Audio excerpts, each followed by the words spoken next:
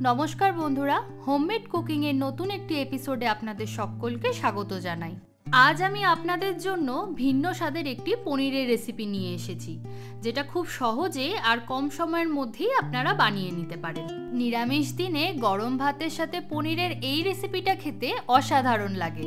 তাহলে চলুন দেখে নেওয়া যাক আমার আজকের রেসিপি পনির পাতুরি। পনির পাতুরি বানানোর জন্য সবার প্রথমে এখানে আমি নিয়ে নিয়েছি 200 গ্রাম পরিমাণে পনির। প্রথমেই পনিরটাকে আমি এইভাবে 4 ভাগ করে কেটে নিচ্ছি।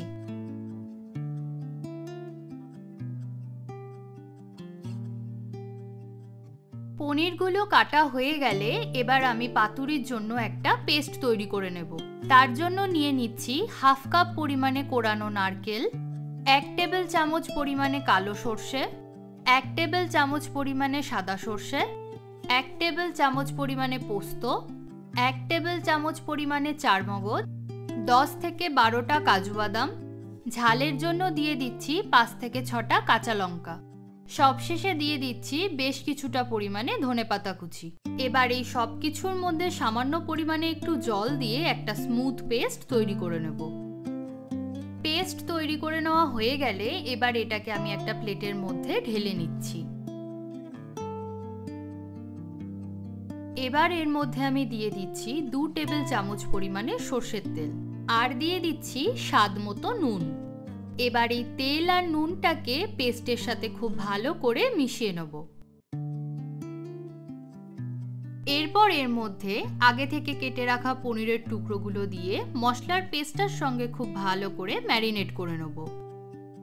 মশলার সঙ্গে পনিরের টুকরোগুলো ম্যারিনেট করে নেওয়া হয়ে গেলে মিনিট 15 জন্য এটাকে আমি রেস্ট হতে দেব। ততক্ষণে আমি কলা পাতাগুলোকে একটা তাওয়ার ওপরে এইভাবে কাপড় দিয়ে চেপে চেপে হালকা করে সেঁকে নিচ্ছি। এতে করে পাতুরিগুলো তৈরি করার সময় কলা পাতাগুলো ফেটে যাওয়ার সম্ভাবনা থাকে না।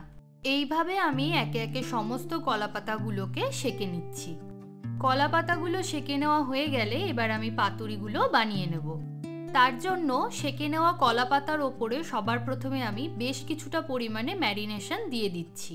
এরপর এর উপর এক টুকরো পনির রেখে তার ওপরে আবারও বেশ কিছুটা পরিমাণে ম্যারিনেশন দিয়ে দিচ্ছি। এরপর এর ওপর থেকে আমি ছড়িয়ে দিচ্ছি হাফ টিস্পুন পরিমাণে সর্ষের তেল আর দিয়ে দিচ্ছি একটা চেরা কাঁচা লঙ্কা।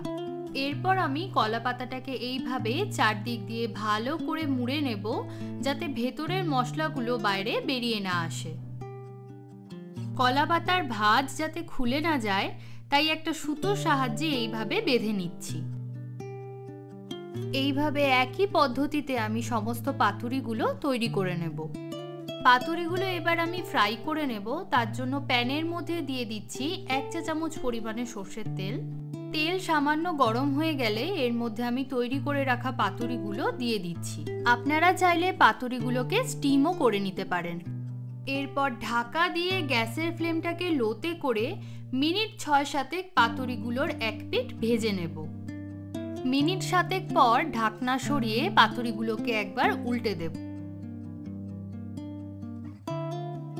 এরপর আবারও ঢেকে পাতুরির অপর পিঠটা মিনিট 7 সময় ধরে ভেজে নেব। আমাদের পনির পাতুরি একদম রেডি। এইভাবেই আমি বাকি পাতুরিগুলোকে বানিয়ে নেব। নিরামিষ দিনে স্বাদ বদলের জন্য এই রেসিপিটা আপনারা অবশ্যই একবার ট্রাই করতে পারেন। গরম ভাতের সাথে এই পনির পাতুরি খেতে অসাধারণ লাগে। তাহলে দেরি না করে চটপট বাড়িতে বানিয়ে ফেলুন এই সহজ রেসিপি। আর কেমন হলো আমাকে কমেন্ট বক্সে কমেন্ট করে অবশ্যই জানান।